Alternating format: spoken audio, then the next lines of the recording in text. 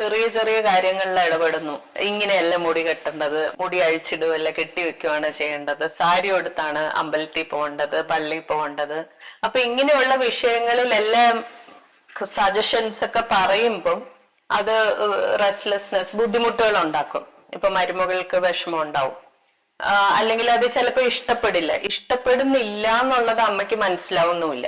അപ്പൊ അങ്ങനെ വരുമ്പോഴാണ് അതിന്റെ ഒരു ഇനീഷ്യൽ ഫേസിലുള്ള വിഷയങ്ങൾ വരുന്നത്. അപ്പൊ അമ്മയോട് സംസാരിക്കുമ്പോ അമ്മ എന്താ പറയുന്നത്, ഞാൻ എന്റെ വീട്ടിലെ സിസ്റ്റം ഒക്കെ പഠിപ്പിച്ചു കൊടുക്കുക, ഈ വീട്ടിൽ എന്താണ് ചെയ്യേണ്ടതെന്ന് ഞാൻ പഠിപ്പിച്ചു കൊടുക്കുകയാണ്. പക്ഷെ മരുമകൾക്കോ അത് ഭയങ്കരമായിട്ടുള്ള സ്വാതന്ത്ര്യത്തിലും അതുപോലെ തന്നെ പുതിയ സിസ്റ്റത്തിനോട് പൊരുത്തപ്പെടുന്നതിന്റെയുമായ വിഷയങ്ങളായി മാറുന്നു.